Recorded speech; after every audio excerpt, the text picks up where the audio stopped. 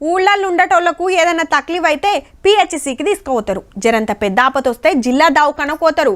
ఆడ డాక్టర్లు పరీక్ష చేసి మాతోని కాదు హైదరాబాద్ పెద్ద ఆసుపత్రులకు తీసుకుపోరు అని రాసిస్తారు. ఇక పైసలు ఉన్నోళ్ళంటే ప్రైవేట్లకు పోతారు.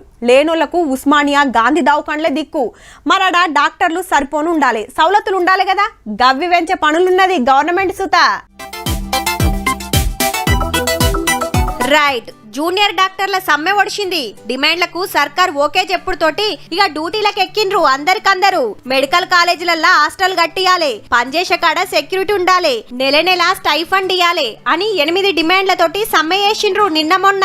121 crores for Osmania medical college facilities, hostel, girls boys renovation అన్నిటికి సంబంధించి గాంధీ మెడికల్ కాలేజ్ కు సంబంధించి సుమారు 79 కోట్ల రూపాయలు. అంట్లా ఉస్మానియా మెడికల్ కాలేజీకి 121 కోట్లు, గాంధీ మెడికల్ కాలేజీకి 80 కోట్లు, వరంగల్ కాకతీయ మెడికల్ కాలేజీకి 3.5 కోట్లు. కోర్టులా ఏదోటి తేలంగానే ఉస్మానియా దవాఖానకు కొత్త బంగ్లా కట్టిస్తామన్నాడు దవాఖాన్ల మంత్రి దామోదర్ సారు. అట్లనే ప్రైవేట్ దవాఖాన్లకు గీ వార్నింగ్ ఇచ్చిండు. ప్రైవేట్ దవాఖానాలు కూడా కామన్ మ్యాన్ ఎక్స్ప్లాయిట్ చేయకూడదు. Because we got a regulatory power through clinical establishment act.